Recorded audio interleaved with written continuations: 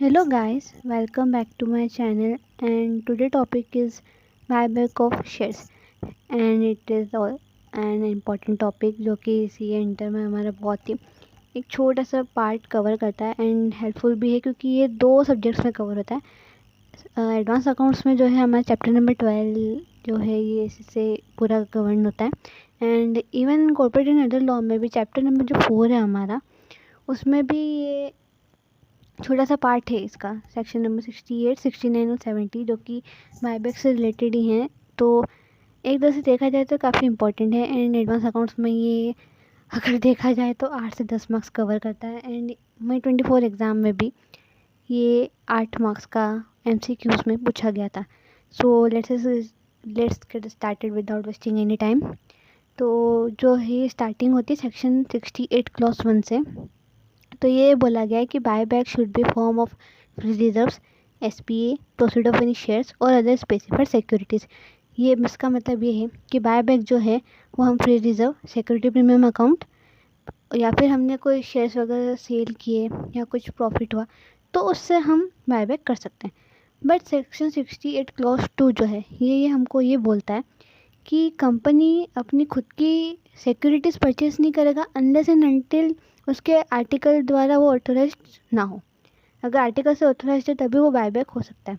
But हाँ ये जो होगा सिर्फ स्पेशल रिजोल्यूशन से ही होगा, जनरल मीटिंग में स्पेशल रिजोल्यूशन से ही पास होगा जो कि हम शॉर्ट फॉर्म में GM एंड SR भी बोल सकते हैं। बट इफ़ अगर बायबैक 10% से लेस है तो हमको बोर्ड मीटिंग में बोर्ड रिजोल्यूशन से भी हमारा काम चल जाएगा, मतलब हम बायबैक कर सकते हैं। So now moving on to the next topic कि हमको ये अगर मालूम करना है कि हम मैक्सिमम बायबैक कितना कर सकते हैं, मैक्सिमम शेयर्स कितने परचेज कर सकते हैं, तो उसके लिए हम तीन टेस्ट करते हैं। सबसे पहला है शेयर आउटस्टैंडिंग टेस्ट जो कि हमको बोलता है कि हमको paid up share capital plus reserve का 25% निकालना है। सेकंड रिसोर्सेज टेस्ट जो भी हमारे पेड अप शेयर कैपिटल है फ्री रिजर्व है उसका 25% निकाल के डिवाइड बाय जो भी हमारे इशू प्राइस जो भी रहेगा हमारे बायबैक ऑफ शेयर्स का उसको हम डिवाइड करेंगे तो हमारे नंबर्स ऑफ शेयर्स हमारे निकल आ जाएंगे। थर्ड जो रहेगा डेब्ट टू इक्विटी टेस्ट यानी ये तो आपको मालूम है काफ़ी इजी टेस्ट है क्योंकि इसमें इक्विटी जो है हम उसके जस्ट हाफ हम हमारा वो रख सकते हैं, डेब्ट रख सकते हैं। सपोज हमारी इक्विटी 2 लाख है तो हम डेब्ट हमारा 1 लाख रख सकते हैं।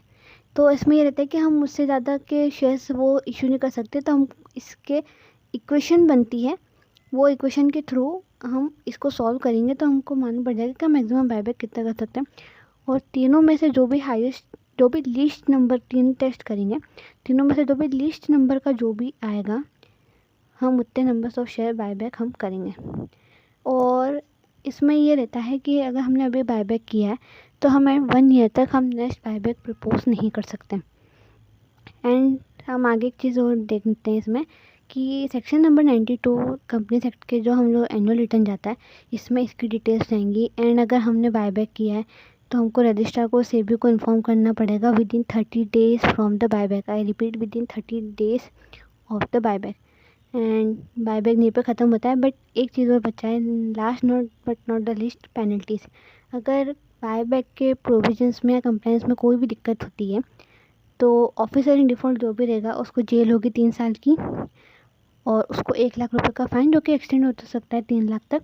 एंड कंपनी के ऊपर भी 1 लाख रुपए का फ़ाइन और 3 लाख रुपए तक एक्सटेंड हो सकता है।